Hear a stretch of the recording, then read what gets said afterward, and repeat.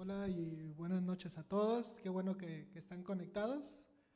Me pusieron muchas luces, pero aún así no me veo güerito, ¿ah? Me sigo viendo igual. Yo me veo igual de prieto. Pusieron como 10 luces aquí para que me viera, pero está bien. Así nos hizo Dios y estamos conformes. Bueno, vamos a orar. Si me acompañan ahí en sus hogares, por favor. Vamos a darle gracias a Dios, Padre. Gracias por este maravilloso día que tú nos regalas, que nos das vida. Gracias porque el dedicarle tiempo a tu palabra nunca es inútil, Señor. Nunca se pierda ese tiempo, sino que es un tiempo edificante, que te agrada.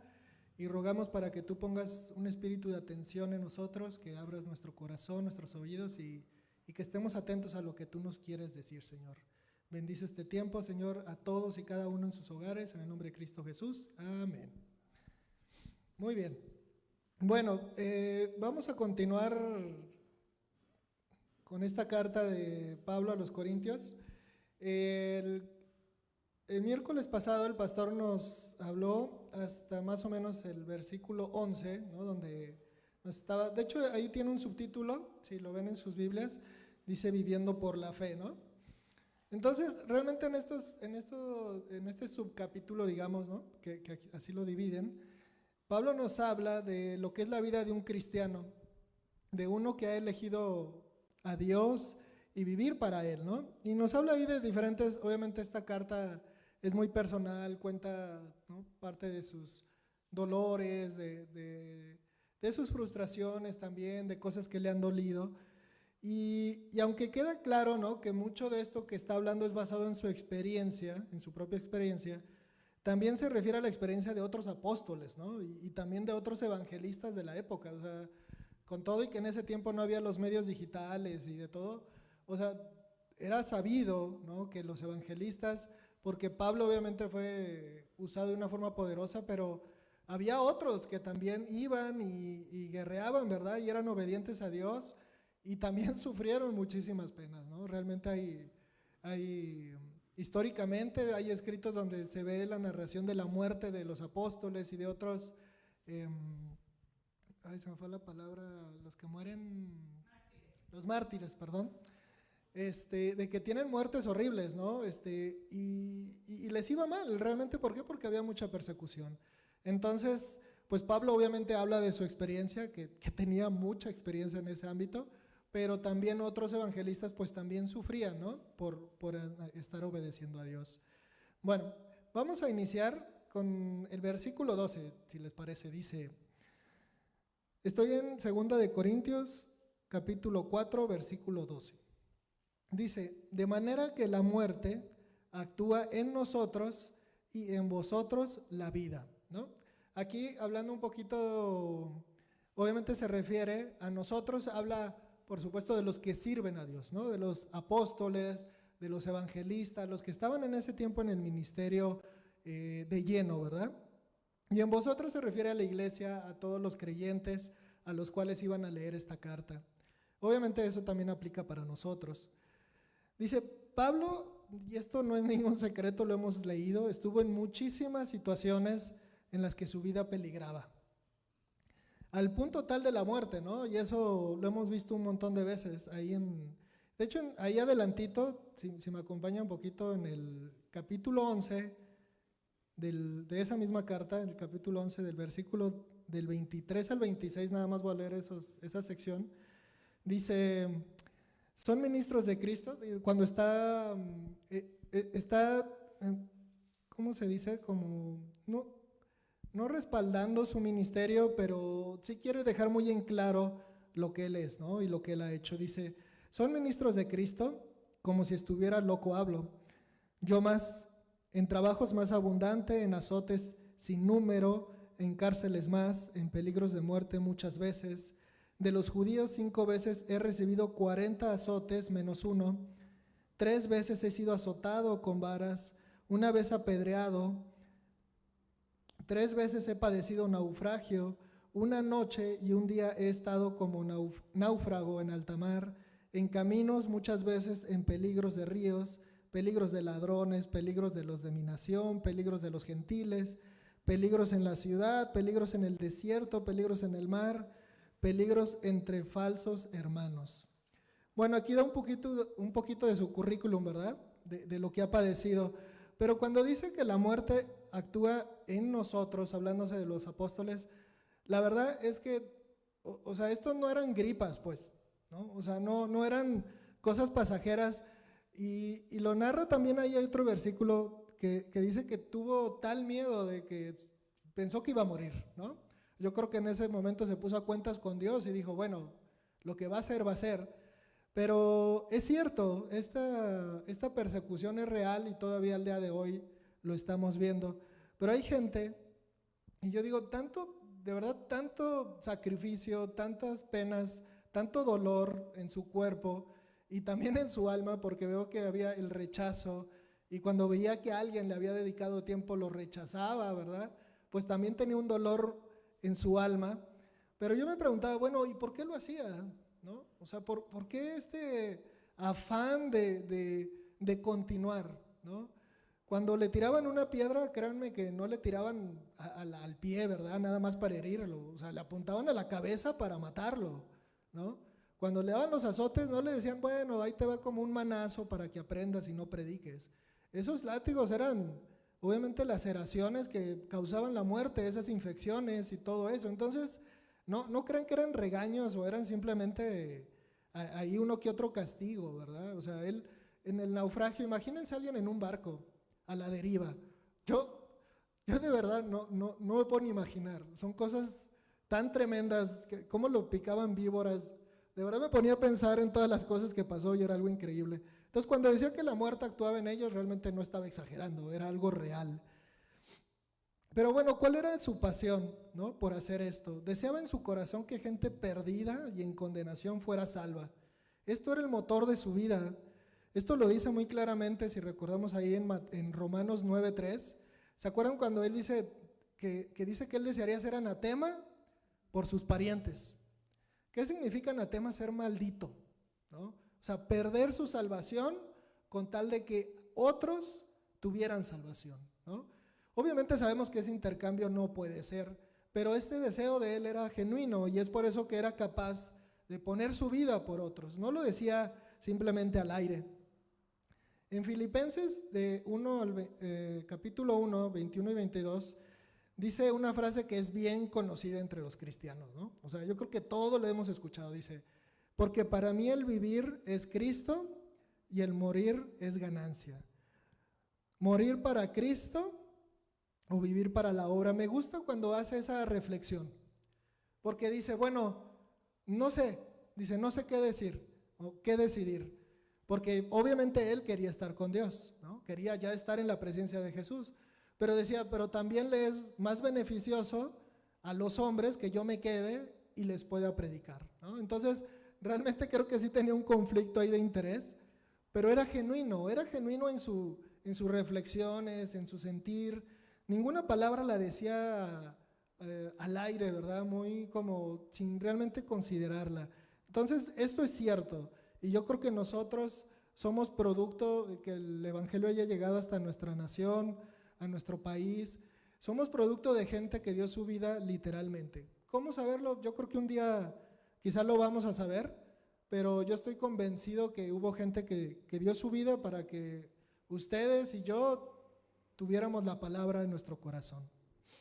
El versículo 13 y 14 dicen, me devuelvo al capítulo 4, dice, pero teniendo el mismo espíritu de fe, conforme a lo que está escrito, creí, por lo cual hablé. Nosotros también creemos, por lo cual también hablamos, sabiendo que el que resucitó al Señor Jesús, a nosotros también nos resucitará con Jesús y nos presentará juntamente con vosotros. Bueno, aquí cuando habla o se refiere a ese espíritu o teniendo el mismo espíritu de fe, estaba leyendo y realmente a lo que se refieren, o muchos autores concuerdan, lo que está hablando es una actitud, ¿ok? No se refiere al don de fe, ¿no? O no se refiere al fruto del espíritu o algo así, no, se refiere a un tema de actitud, ¿ok? Y realmente si le cambiamos ahí las palabras sí tiene mucho sentido, porque fíjense, la definición de actitud dice, Esto lo busqué, está bastante interesante. Dice, manera de estar de alguien dispuesto a comportarse u obrar. O postura del cuerpo que revela un estado de ánimo. Eso está clarísimo, ¿verdad? Y yo creo que a todos nos ha tocado cuando alguien tiene la actitud de trabajar, se nota, ¿no? Está como erguido, atento, está ahí. Pero cuando alguien no tiene la actitud de trabajar, híjole, está como desmoralizado, así como todo encogido, que bosteza, ¿no? Entonces, la actitud realmente que tenemos o que mostramos dice muchísimo y realmente expresa lo que queremos o no hacer. Entonces, ¿cómo se revela la actitud de una persona, ¿no? ¿Y por qué lo digo? Porque si se enfoca en el tema de la actitud. Porque después empieza a decir algo que es muy importante. Dice, creí por lo cual hablé, ¿sí? Está tomando una acción, dice, por lo cual también, dice que nosotros también creemos, por lo cual hablamos. Esa es una acción, el hablarlo. Entonces, ¿cómo se revela la actitud de una persona? En el habla. Eso es muy común y en un cristiano es algo quizá, si vemos una persona no sabemos identificar si es una persona creyente o no. Es más, ¿no? O sea, nadie puede simplemente por la vista, pero con el habla podemos identificar muchas veces si una persona lo es o no o es creyente. Entonces, generalmente con las palabras, con nuestras pláticas, con los temas de los que hablamos, podemos determinar la actitud que una persona tiene, ¿sí? Entonces, me gusta, hay un ejemplo clarísimo en esto en la Biblia. Digo, hay muchísimos, ¿verdad? Pero hay uno que yo creo que sobresale, y es el caso de Job, ¿no? Híjole, ese es un caso tremendo, porque todo lo que vemos en el libro de Job es la actitud de Job. Por supuesto vemos su fe, hay muchas cosas que se revelan, pero lo que se está probando ahí es la actitud que tiene hacia con Dios, ¿no? Aún cuando todo le estaba saliendo de la patada, cuando todo le iba muy mal, era la actitud de Job lo que hacía la diferencia. No era su fe, era la actitud con lo que estaba afrontando esa situación. Vemos cómo se revela la actitud de la esposa, ¿verdad?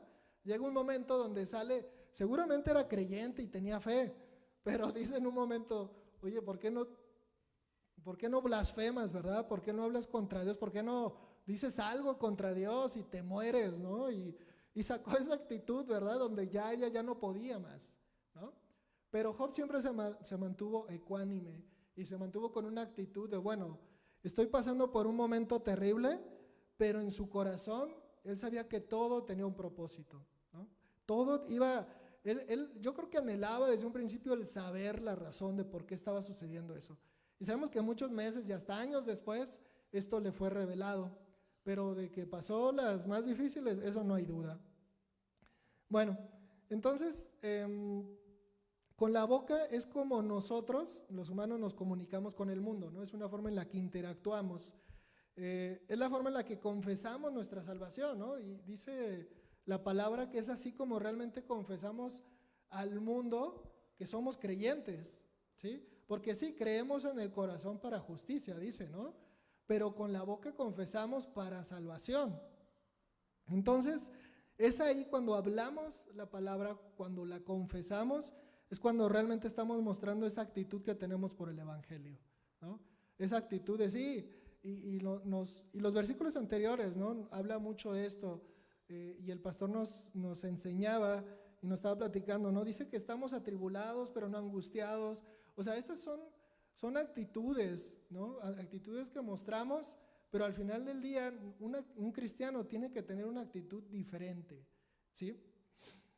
Bueno, vamos al versículo 15, si les parece. Dice, porque todas estas cosas padecemos por amor a vosotros, para que abundando la gracia por medio de muchos, la acción de gracias sobreabunde para gloria de Dios.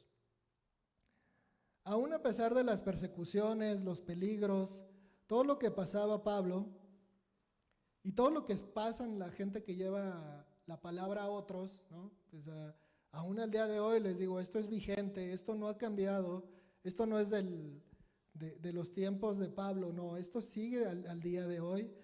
Todo eso que hacen esas personas tiene un fruto. Y tiene un fruto tanto delante de Dios como en las personas. En las personas porque muchos se convierten a Dios, por supuesto, ¿no? Y ahora esas personas pueden honrar a Dios por medio de su gratitud y obediencia. Y Dios, por supuesto, también recibe mucho más adoración, recibe la gloria de su pueblo, que realmente es algo que le agrada a Él y que Él desea, ¿verdad? Que su pueblo lo alabe y le dé gloria. Esta es la meta de los que predican el Evangelio, realmente. Traer, y este domingo, ¿verdad? Tuvimos a una evangelista que híjole, nos cuenta, y yo creo que lo que nos cuenta no lo alcanzamos nosotros a realmente aterrizar en nuestra mente. Las cosas que ella ve, que ella experimenta, que ella escucha, todo eso es en verdad, es algo tremendo y lo vemos al día de hoy. Entonces, pero ella, ¿cuál es el deseo, no, de ella y tantos evangelistas misioneros que van? Es traer gente que adore a Dios, que le dé honra a Dios. Generalmente un cristiano tiene algo que es celo de Dios, ¿no? Que de esto habla mucho también la Biblia. Y yo creo que a todos nos incomoda, todos lo hemos visto, ¿verdad? A veces sentimos por cierta incomodidad cuando la gente realmente rinde adoración y gloria a cosas que son de madera, ¿verdad? Que son de cerámica, cosas que de verdad no tienen ningún valor. Y hay un celo en nosotros, hay un celo santo, yo lo digo. ¿Por qué? Porque ese celo es de Dios. Entonces, ¿por qué? Porque nosotros deseamos no que sean cristianos o para que se porten bien, no. Lo que deseamos es que esa gloria que ellos están dándole algo que no la merece, se la den al que sí la merece. Ese es realmente lo que buscan. O sea, y nos contaba Lupita, ¿no? Ahí en India hay miles y miles y miles de dioses, de templos, de todo. Hay una necesidad en el hombre y esta necesidad es algo que Dios puso en nosotros, que es esa necesidad de adorar. Todo ser humano tiene esta necesidad, adorar a algo o a alguien, ¿no? Por supuesto que el plan de Dios es adorarlo a Él. ¿Por qué? Porque a Él le debemos todo, ¿no? Es esa la razón. Pero la gente se desvía y empieza a adorar, pues usted diga lo que quiera y a eso adoran, ¿no? Adoran a personas, pero también a cosas materiales. Hoy en día adoran a los animalitos, ¿no? Cosa tremenda. Adoran lo que sea, ¿verdad? Entonces, hay una necesidad en los evangelistas que los mueve este celo de Dios. Dice, por eso no nos rendimos, ¿no? Porque hay gente que ganar para Dios, gente que necesita adorar a Dios. Y ese es el motor de muchos evangelistas. Todos tenemos un tiempo en la tierra, eso es indudable, y nadie conoce ese tiempo. Y esto es para todos nosotros.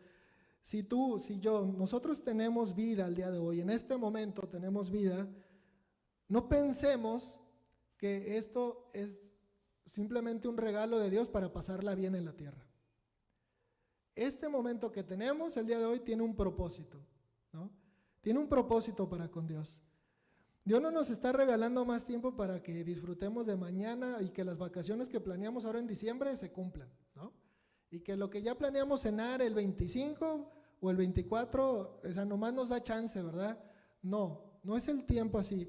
Y esto lo digo porque aquí habla del desgaste humano, ¿no? Del físico, de la edad. Me ha tocado escuchar, y yo creo que a todos, mucha gente que puede ser mayor de edad, ¿no? Sobre todo es más común en la gente mayor, donde dicen, no, yo ya, dice, los gringos tienen una frase que en español es como, yo ya pagué mi ticket, ¿no? O sea, yo ya hice mi parte en la tierra, y sobre todo lo vemos aquí en nuestra región, ¿verdad? De la Ribera. Dicen, no, yo ya pagué mi tiempo en la tierra, ¿no? En el sentido de trabajar y todo eso. Y ahora, ¿qué se dedican? A disfrutar, ¿no? Esa es pues, una mentalidad que ellos tienen, ¿no? Y ya no se preocupan por nada más que por darse placer, ¿no? Por ahora sí que disfrutar de todo eso que sembraron y ahora están cosechando y ahora todo lo ven como para su cuerpo, sus gustos y todo eso, ¿verdad? Entonces, digamos que de cierta forma lo que nosotros podemos percibir es que están malgastando ese tiempo que gratuitamente tienen en la tierra. Pero bueno, eso es para la gente no creyente y eso, bueno, eso está dentro de los parámetros de la normalidad porque no conocen a Dios. Pero yo me enfoco en los cristianos. Hay gente, papás, y sobre todo gente mayor, les digo, pero esto puede pasar a cualquiera, donde ya piensan que el tener la salvación ya los exime de cualquier responsabilidad con sus hijos.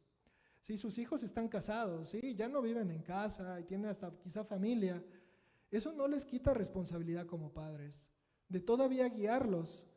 Por supuesto hay etapas, ¿verdad? Todos sabemos de la niñez y todo, pero a lo que voy con esto es que se deslindan de la responsabilidad que tienen. Y esto no puede ser para un cristiano. Un cristiano no puede pensar que nada más está viviendo porque Dios le regala ese tiempo porque es muy buen hijo de Dios, ¿no? Todos tenemos un propósito y cada minuto y cada día que despertamos tenemos que entender, y yo lo veo de esta forma, si tenemos vida es porque no hemos cumplido con ese propósito.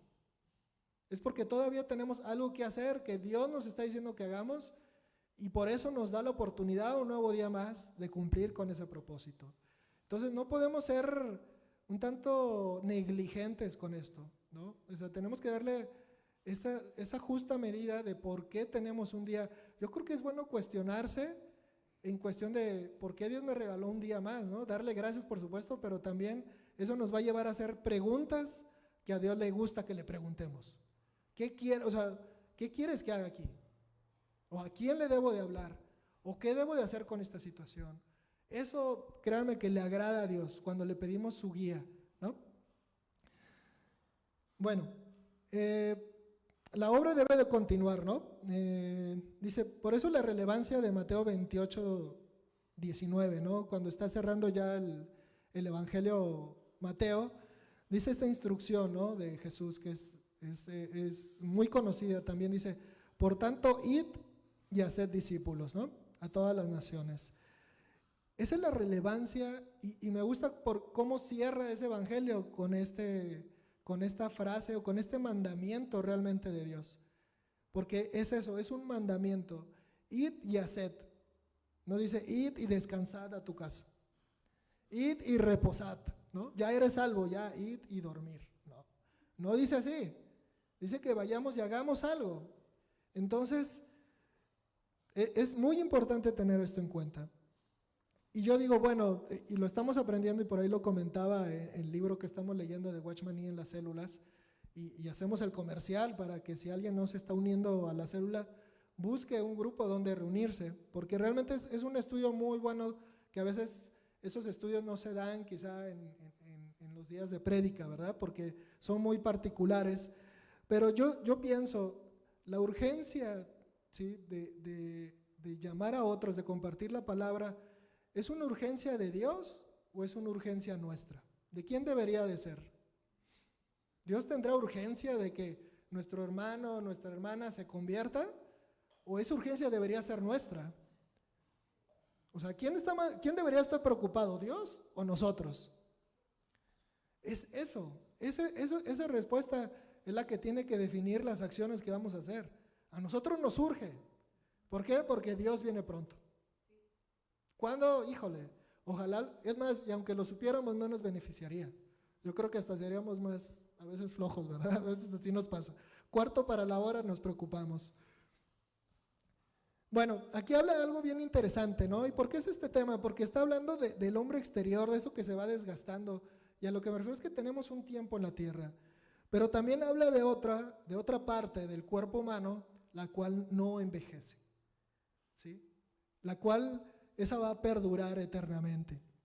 El alma es eterna, ¿sí? Esa no se desgasta como lo hace el cuerpo físico y eso lo entendemos. Pero me gusta que aquí dice que a diferencia del cuerpo humano, ¿no? La edad y la juventud que usted tiene el día de hoy, que yo tengo el día de hoy, es este instante y no vuelve. Jamás seremos más jóvenes. Pero sucede algo bien interesante con el alma. Con el alma no es necesariamente así. Dice que el alma puede renovarse y eso está padrísimo.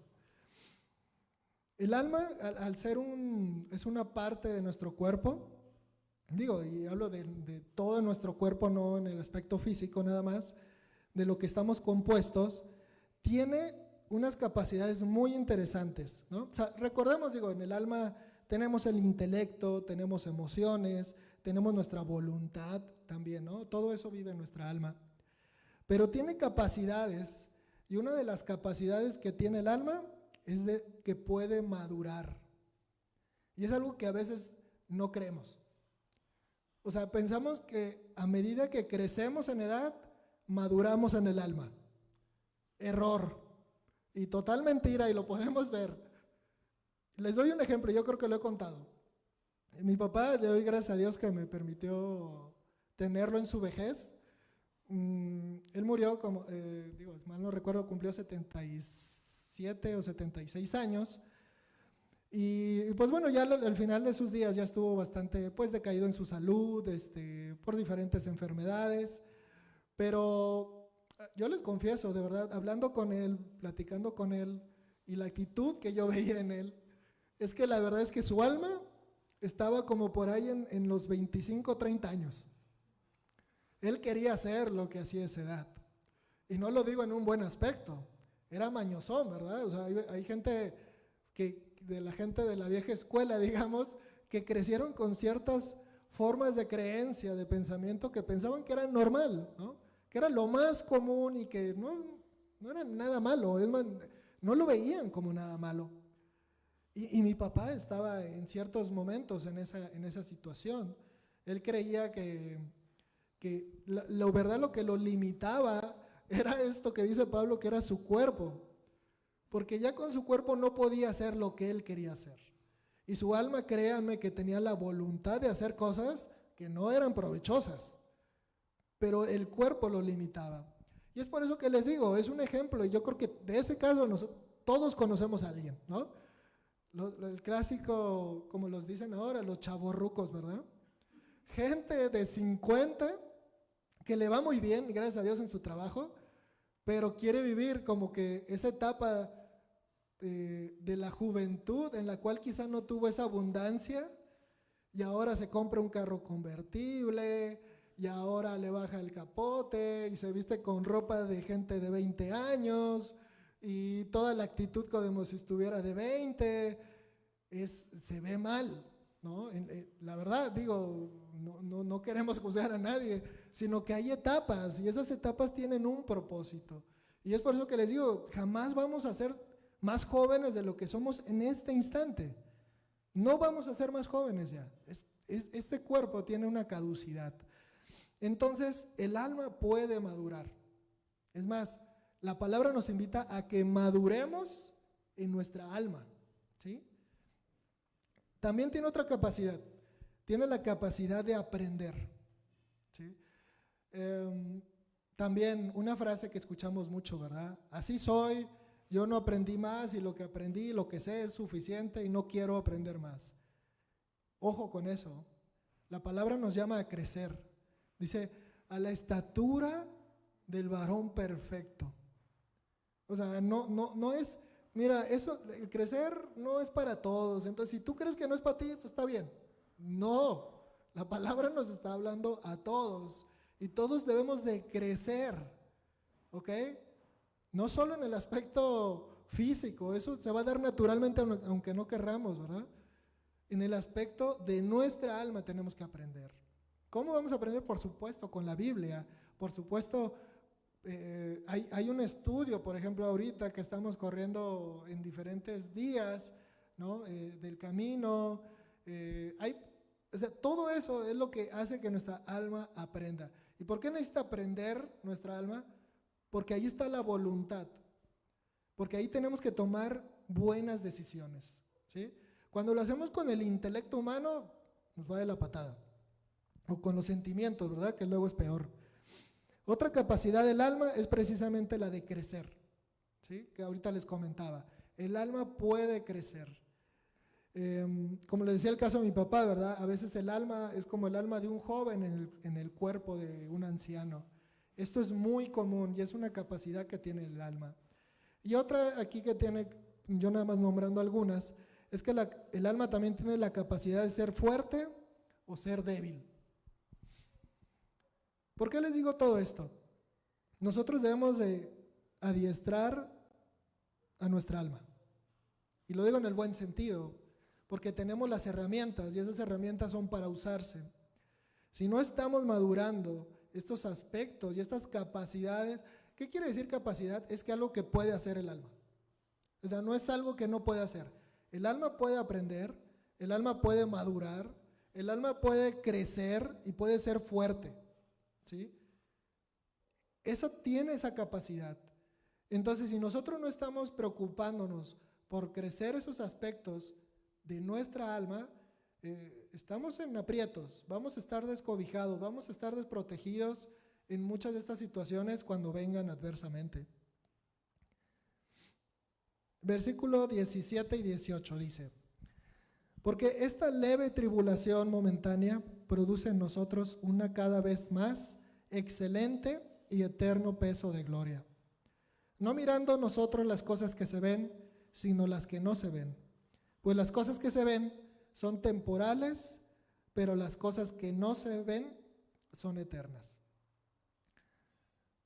Como lo sabemos, y ahorita lo estábamos platicando, lo que va a perdurar después de la muerte física es el alma del hombre, ¿sí? En esa alma es la que... ¿Por qué sabemos esto? Y hay muchos versículos en la Biblia que lo dicen, pero vamos a tener nuestra personalidad y lo que somos, nuestras memorias, o sea, vamos a recordar cómo somos y quiénes somos, y todo eso vive en el alma, ¿sí? Entonces, dice la palabra, no nos vamos a adentrar, pero que vamos a ser transformados, ¿no? Mientras vayamos a la presencia de Dios, este cuerpo se queda en la tierra, se esfuma, pero lo que se preserva es el alma del hombre. Y la palabra nos dice que a los creyentes la muerte física no nos debe de atemorizar, no debe de ser algo de, no se preocupen si se ven más viejos, que no sea un problema. Porque dice, ¿sí? No nos debe de preocupar o atemorizar, porque la palabra es muy clara cuando nos dice que la muerte ya no tiene poder sobre nosotros, sus hijos. ¿A qué se refiere este poder? Es el poder de condenarnos, ¿no? Nosotros ya no vamos a ser condenados y no tememos a la muerte. ¿Por qué? Porque alguien ya venció a la muerte. Alguien ya le quitó ese poder de condenación que tenía sobre nosotros, y por supuesto esa persona es Jesucristo. Pero sí nos advierte algo, ¿verdad? Ese temor dice que ahora lo tenemos que enfocar en otra parte. Ya no en las cosas que nos asustaban físicamente, pero sí tener otro temor hacia otra persona. Y dice ahí híjole, no me acuerdo, pero lo apunté nada más. Dice que ahora debemos de temer a aquel que puede destruir el cuerpo y el alma, ¿no? ¿Y quién es el que puede hacer esas cosas? Dios, nada más Dios. ¿Sí? Dios es el que puede destruir el alma y el cuerpo. Él es el dueño de todo nuestro ser. Él tiene la autoridad y la potestad sobre todas las cosas. Entonces cambiamos ese temor por la muerte natural por un temor santo hacia Dios, un temor de ser obedientes a Dios. En Santiago 1:2, ¿no? Nos dice una frase también muy conocida y que le hemos dicho un montón de veces, pero yo creo que es de los versículos más difíciles de poner en práctica, que dice que nos gocemos